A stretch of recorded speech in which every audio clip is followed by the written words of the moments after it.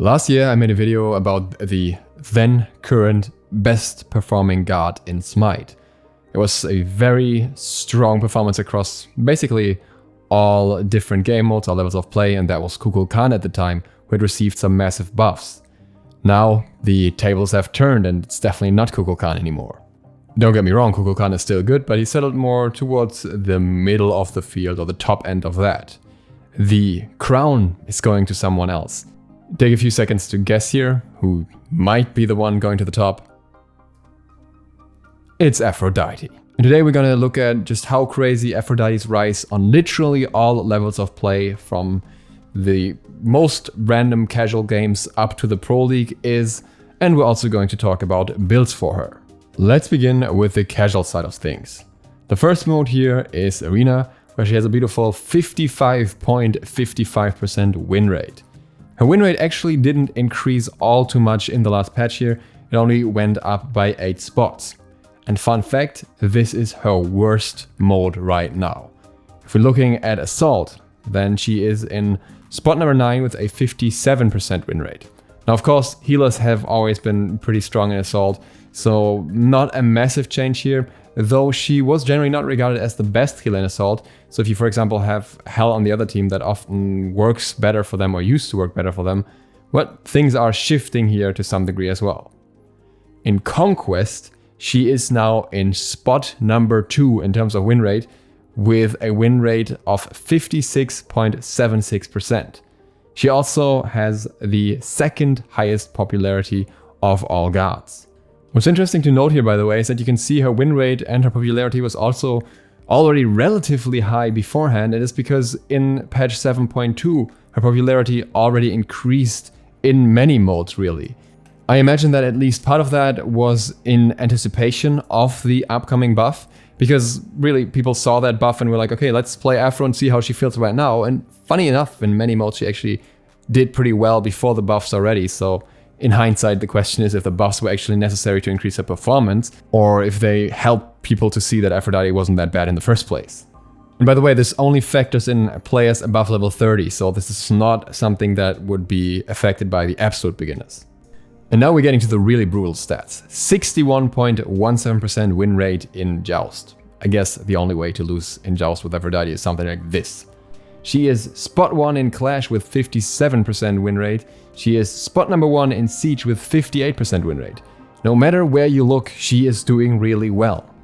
And now let's have a look at ranked. We're both going to look at the ranked.casualsmite.com stats as well as the smite.gg stats here. Looking at the overall ranked win rate, she has a 56% win rate in Conquest, putting her in spot number 2. In Joust, again, she is in spot number 1 with 61%. The only mode where she unsurprisingly falls off is Duel, where she's spot number 56 with a 42% win rate, but that's to be expected for a god that's designed around healing, which is easy to counter by itself, and having a teammate with her 1 to get all the effects of her abilities. So yeah, it's surprising she even gets this high in terms of win rate. And we see very similar stats here on smite.gg, and we can also look at the win rate across all levels of play. We see that her worst win rate in Bronze is 54%, her best one is then up in Platinum, around 58 to 59%, in Diamond she also only drops to 54%, so she's really doing well everywhere.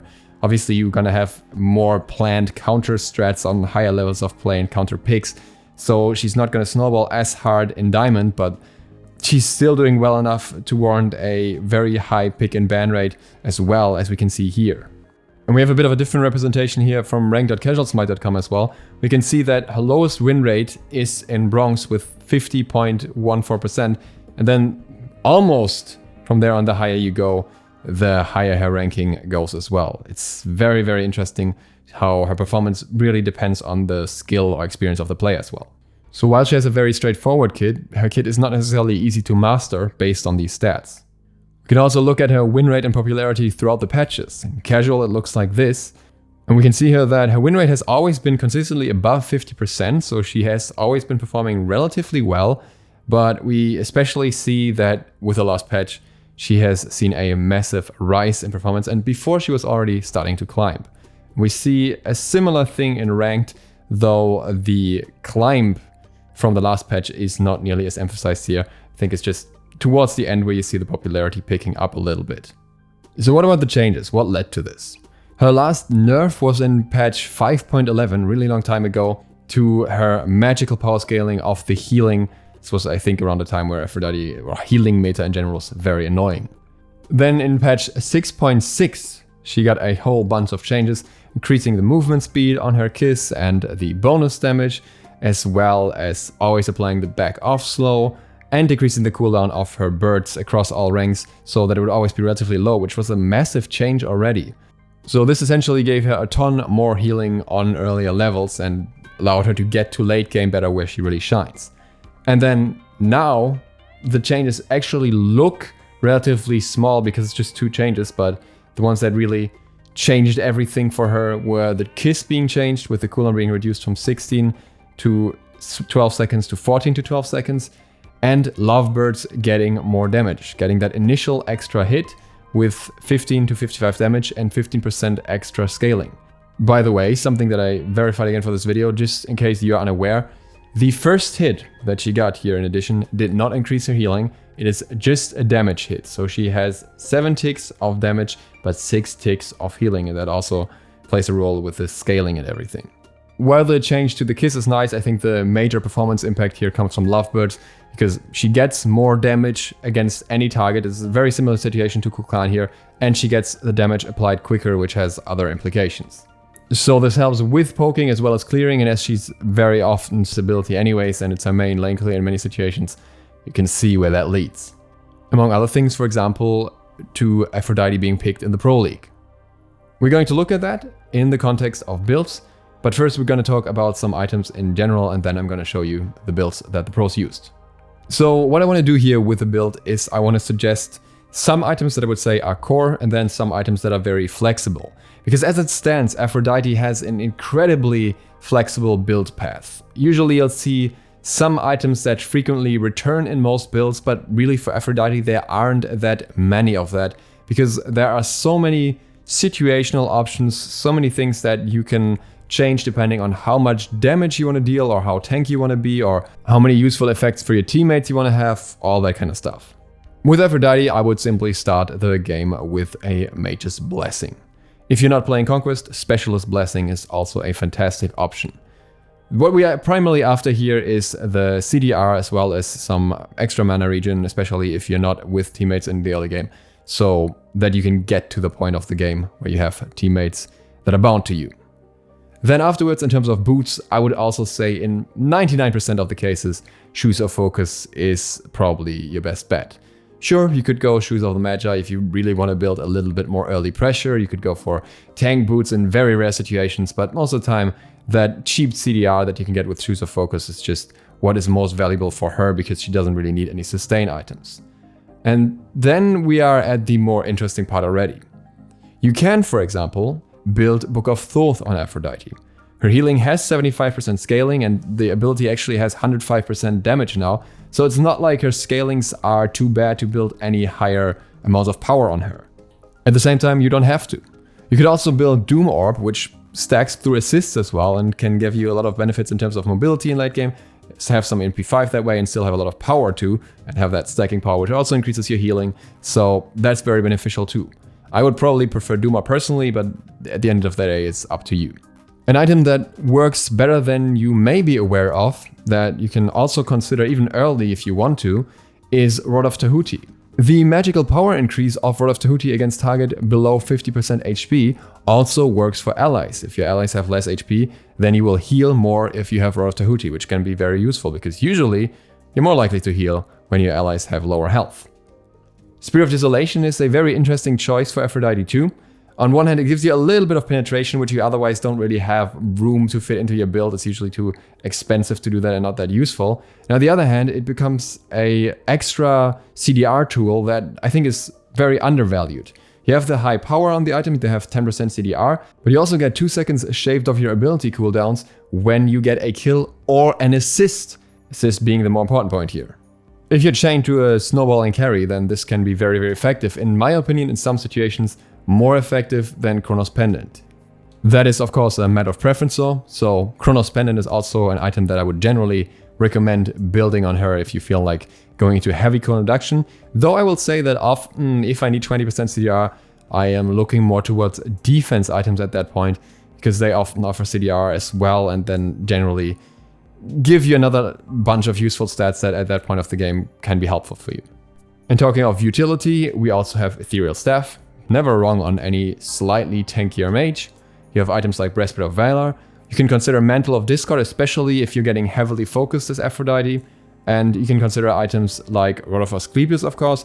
Though I would say that if you can get someone on your team to build Caduceus Shield, then I would recommend that instead, as long as they can kind of stick to your area in general. Rod of Asclepius is nice, but stat-wise I would say at the moment Caduceus Shield is simply better and more effectively fit into a build. So I would say it's preferable to not have to build it when it's avoidable. Lotus Crown is of course great as well, though I'd say it's more beneficial for AoE healers that can apply the effect to the entire team instead of just the ally that's bound to you, but still at least good enough for sure. And you can always consider putting it into your build towards late game when you need some defense anyways.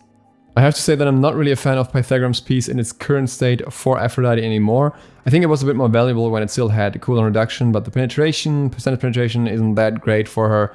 And the rest of the stats also isn't exactly fantastic. It's a great item overall for your team to build, but Aphrodite herself doesn't benefit all too much from it at this point. And now let's have a look at how some of the pros build Aphrodite. When Veneno played her, he started out with Mage's Blessing into cooldown boots, and he had the tier 1 Doom Orb and then finished up his Doom Orb, and then into Spear of Desolation, then into Relic Dagger, and then into Rod of Tahuti. What you may notice here is that he gradually builds up his CDR with 10% CDR items. It's not like super heavy focus, and he also makes sure to get a lot of power into the build. He finished it off with a Soul Reaver for even more damage, as well as a Mantle of Discord for more self-peel. The Relic Dagger has to be mentioned in terms of self-peel as well. His relics were Beats and Aegis. It was just so that if he was heavily focused, he could frequently use his relics and had the Mantle of Discord, so the enemy team was heavily disencouraged from engaging on him specifically, as he had so many tools to deal with them through that. In the very next match, we saw Aphrodite on the enemy team in the hands of Dardis, and he started her out with Mage's Blessing once again, second item being CDR boots. And while his item start was exactly the same, he built a Rod of Tahuti right away instead. He then also went to Spear of Desolation, and the more interesting item here is Celestial Legion Helm. I think this is a very effective item if you're against a heavy physical comp. It's very underrated at the moment, but not necessarily applicable for all games. And then he built an Ethereal Staff as well, and a Soul Reaver. So once again, we can notice here that the focus is not just on a heavy CDR build, but rather some CDR, a lot of damage, and a bit of defense as well, a bit of survivability, so that he can be useful as long as possible, have strong heals, but also are a threat to enemies that are getting too close or that are too close to whoever you're bound to. So that should give you plenty of ideas on how to the current best goddess in the game. And I also briefly want to shout out Apopeak for unknowingly inspiring this video by mentioning this on his Twitter, by mentioning that Aphrodite is performing super well across all ranks, and I was like, I'm gonna get on that, I'm gonna look into that, and it turned out to be very true.